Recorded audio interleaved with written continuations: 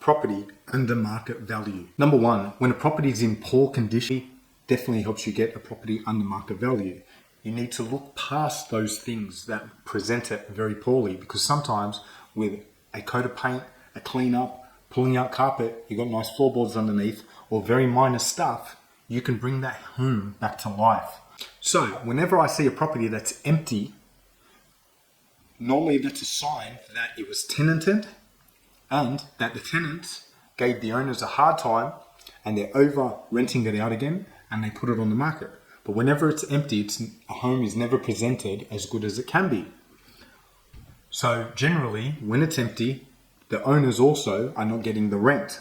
So they want to get rid of that home ASAP. And the longer it sits on the market, the more opportunity you have to get it under market price, the more desperate the sellers get.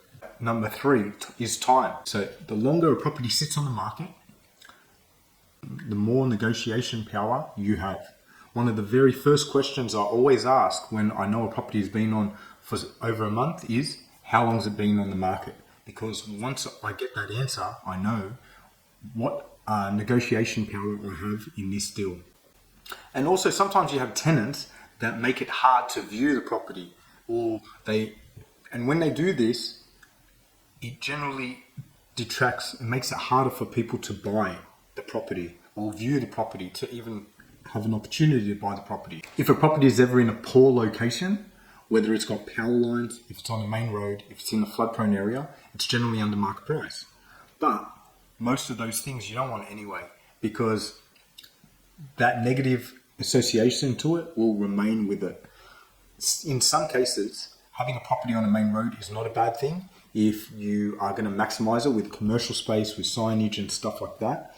But but if you're in a flood-prone area, it's not good, because it can affect your tenants and it can affect any future development that you may want to do in future.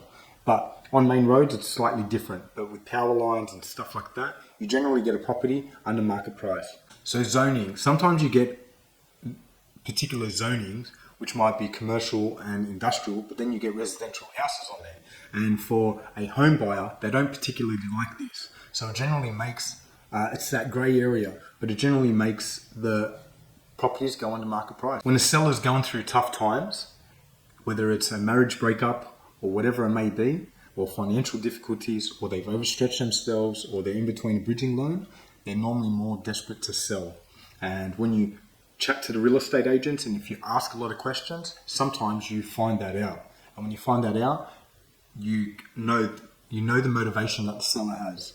And sometimes if it's been sitting for an extra long period of time, sometimes have better buying opportunity. The deceased estate affects the property value in some cases. In cases where they get the right agent and they do the right marketing and they sell the right product, it doesn't get affected. But in other cases, people that inherited the property may live in a different state or a different location, and they engage sometimes their local agent, which is in a different state as well, or sometimes they engage the wrong agent down here. In those cases, you generally find property under market price.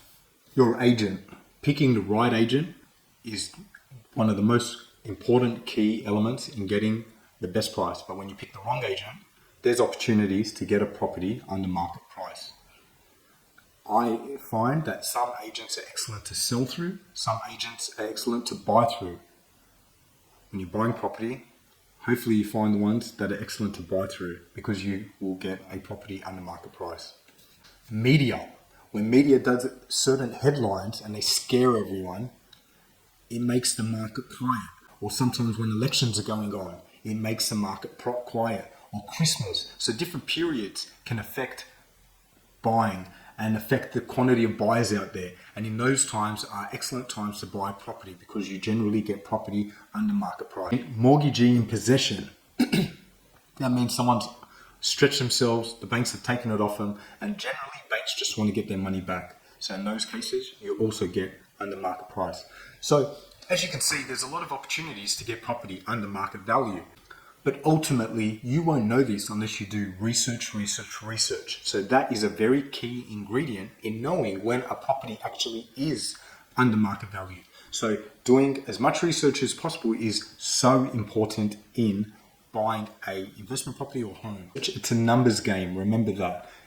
Unless you have your dream set on a particular street and a particular location, it is a numbers game.